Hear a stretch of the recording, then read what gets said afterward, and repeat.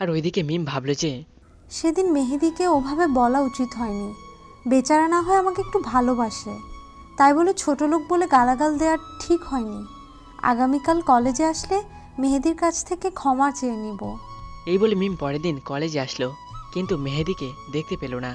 আর এইদিকে মেহেদি আজ এই শহর ছেড়ে চলে যাচ্ছে অন্য এক শহরে, যেন তার এই চেহারার মিমকে আর দেখতে ইচ্ছে না হয়। মিম হয়তো এখন থেকে অনেক আনন্দে থাকবে, কারণ মিমকে আর আমার মতো প্যারার মুখোমুখি হতে হবে না। আমি আমার সিম খুলে ভেঙে ফেলে দিয়েছি, নতুন নাম্বার নিয়েছি, শুধু মা ছাড়া কেউ জানে না। এদিকে মিম কলেজে মেহেদিকে না পেয়ে খুবই হতাশ হয়ে গেল।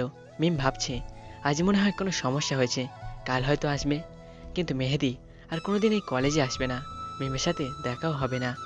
তার পরের দিন কলেজে মিমের দুই চোখ শুধু মেহেদিকে খুঁজতে লাগলো, কিন্তু পায়নি।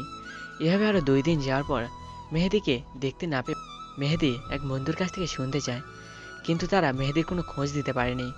মিম তখন মেহেদির সাথে কথা বলতে না পেরে অনেক কষ্ট পায়।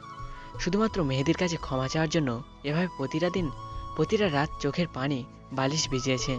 মিম তখন মেহেদির ভালোবাসা বুঝতে পারছে।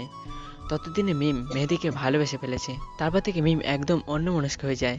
ঠিকমতো খাওয়া দাওয়া করে না, ঠিকমতো কলেজেও যায় না, কারোর সাথে কথাও বলে না, সবসময় নিজের ঘরের মধ্যে বন্দি থাকে। এভাবে চলে যায় 4টি বছর। মিম আজকে একা শপিং করতে গিয়েছে, সাথে ড্রাইভার। মিমের গাড়ি একটা নির্দিষ্ট জায়গায় পার্কিং করে, কিন্তু সেখানে কিছু ঝামেলার কারণে অন্য একটা গাড়ি চলে আসে, আর মিমের গাড়ি একটু সামনে এগিয়ে গিয়ে পার্কিং হয়। মিম শপিং করে এসে তার নিজের গাড়ি মনে করে বসে পড়ে। 2টা গাড়ি একরকমই মডেলের। তখনই মিম বলল, ড্রাইভার যাও। ড্রাইভার যখন যাচ্ছিল না, তখন আমি ড্রাইভারের দিকে তাকিয়ে অবাক হয়ে যাই, কারণ এটা আমাদের ড্রাইভার না, এটা হচ্ছে আমার প্রিয় মানুষটা, আমার ভালোবাসার মানুষ, যে কিনা 4 বছর আগে আমাকে একা রেখে দূরে চলে আসে, যার জন্য আমি প্রতিটা দিন প্রতিটা রাত কান্না করেছি। মেহেদি, তুমি এখানে?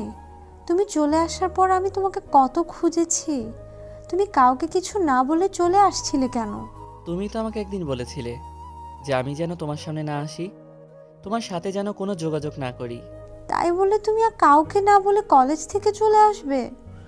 আবার তোমার মোবাইল নাম্বারও বন্ধ। তোমার মোবাইল নাম্বার বন্ধ ছিল কেন? তুমি তো বলেছিলে যে তোমার সামনে না আসতে, তোমার সাথে কোনো যোগাযোগ না করতে। আর আমি যখন কলেজে যেতাম, তোমার সাথে দেখা হতো, তখন তুমি আমাকে দেখে বিরক্ত হতে। তাই আমি ওই কলেজ থেকে চলে এসেছি। আর ওখানে থাকলে তোমার ওই মায়াভরা চেহারাটা দেখলে নিজেকে কন্ট্রোল করতে পারতাম না। মনে হতো সারা জীবন তোমার ওই সুন্দর মুখটাই দেখে যাই, কিন্তু তুমি তো মানা করেছিলে, তাই চলে আসছি।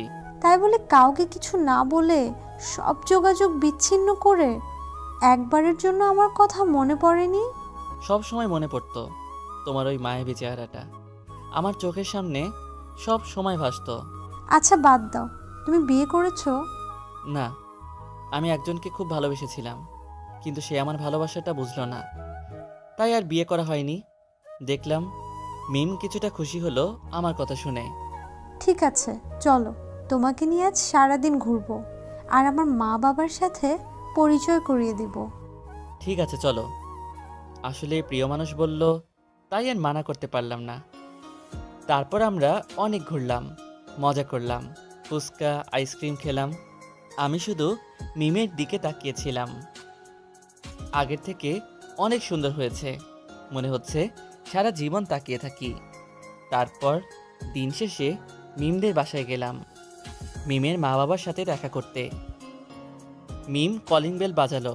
একটু পর একটা মধ্যবয়সী মহিলা এসে দরজা খুলে দিল। তখন মিম বলল, মেহেদি, এটা আমার মা।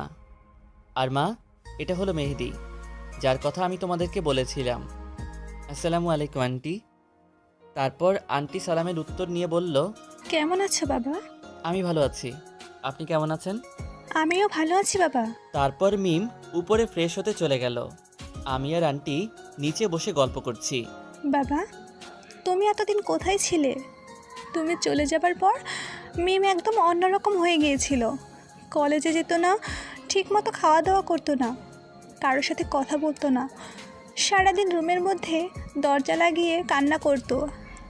মিমের বান্ধবীদের কাছ থেকে শুনলাম তোমার ব্যাপারে, মিম আজকে অনেক খুশি। এই 4 বছরে মিমকে একদিনও হাসতে দেখিনি। তুমি বাবা চলে এসেছো, এবার একটু আমার মেয়েকে দেখে রাখবা। আমি অবাক, আমার কথা জানলো কিভাবে? আর আমি চলে গেছি তো মিম খাওয়া দাওয়া বাদ দিবে কেন? আন্টির ডাকে ধ্যান ভাঙলো। ঠিক আছে আন্টি, আমি দেখে রাখবো। তারপর রাতে মিমদের বাসায় রাতের খাবার খেয়ে আমি আমার বাসায় চলে আসলাম। তবে আসার আগে মিম আমার মোবাইল নাম্বার ও বাসার ঠিকানা নিয়ে নিছে। পরের দিন সকালে নিজের রুমে ঘুমিয়ে আছি, তখন কারো স্পর্শে আমার ঘুম ভাঙলো। চোখ খুলে দেখি মিম দাঁড়িয়ে আছে। আমি তাড়াতাড়ি শোয়া থেকে উঠে বসলাম। তুমি এখানে? আর এত সকালে কি করছো আমার রুমে? তবে মিমকে আজ অনেক সুন্দর লাগছে। একটা নীল শাড়ি পরছে, তাতে আরও সৌন্দর্যটা ফুটে উঠছে।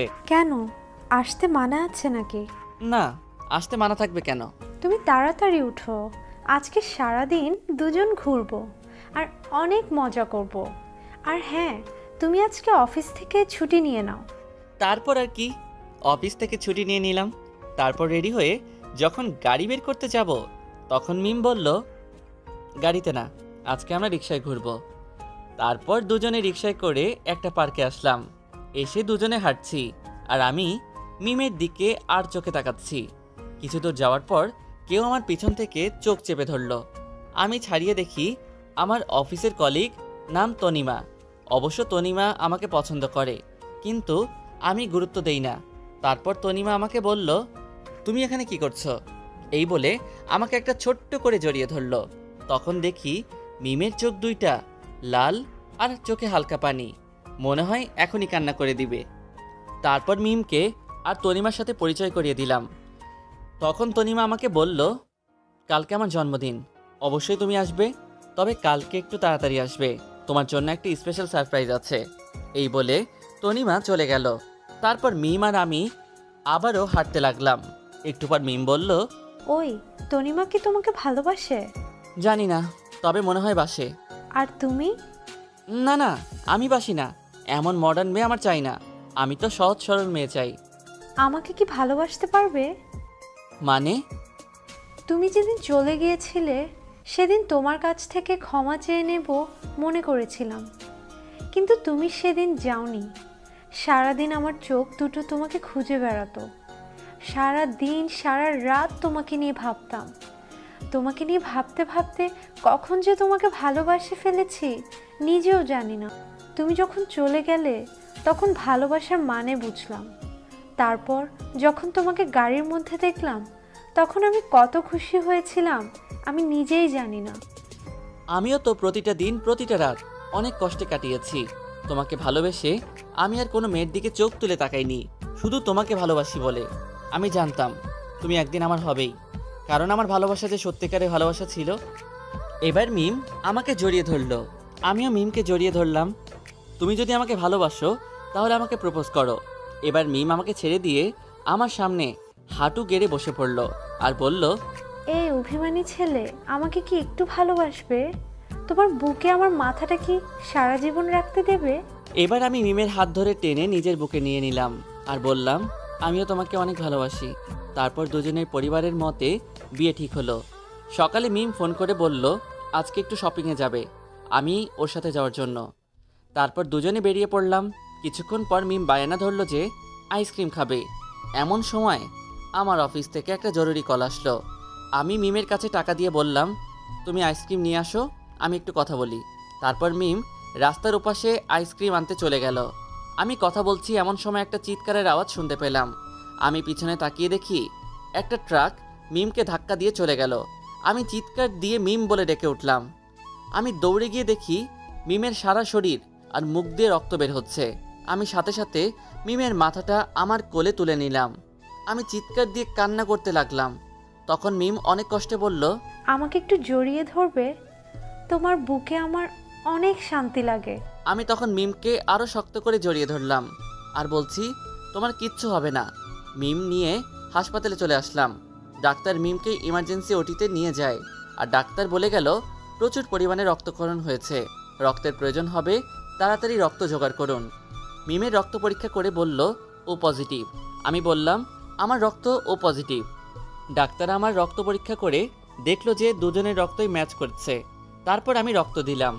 আমি প্রায় পাগলের মতো হয়ে গেছি মিমের জন্য কান্না করতে করতে। বাসার সবাইকে ফোন করে জানিয়ে দিয়েছি, সবাই এসে আমাকে সান্ত্বনা দিচ্ছে। 4 ঘন্টা পর ডাক্তার বের হলো। বের হয়ে বলল, মিম এখনো বিপদমুক্ত হয়নি। 24 ঘন্টার মধ্যে যদি জ্ঞান না ফিরে তাহলে তাকে বাঁচানো সম্ভব হবে না। এখন সবাই উপরওয়ালাকে ডাকতে থাকুন যাতে তাড়াতাড়ি জ্ঞান ফিরে। আমি তো এ কথা শুনে হাউমাউ করে কান্না শুরু করে দিয়েছি। আমরা সবাই মিমের বেডের পাশে বসে আছি। 23 ঘন্টা পার হতে না হতেই মিমের জ্ঞান ফিরে আর মেহেদি বলে ডাক দেয়। সাথে সাথে আমি ওর কাছে যাই আর বলি, এই তো আমি। একটু পর ডাক্তার রুমে এসে বলল, মিমের সাথে এখন কথা কম বলবেন, কারণ প্রচুর পরিমাণে রক্তক্ষরণ হয়েছে। এখন বেশি কথা বললে সমস্যা হবে। ডাক্তার আমাকে আর মিমের বাবাকে ডেকে নিয়ে গিয়ে একটা শকিং খবর দিল। মিমের পাঁজরের হাড় ভেঙে গেছে আর একটা পা। পুরোপুরি সুস্থ হতে 6 মাস সময় লাগবে। দেখতে দেখতে 6 মাস কেটে গেল। এখন মিম অনেকটাই সুস্থ। তারপর আমাদের বিয়ে হয়ে গেল।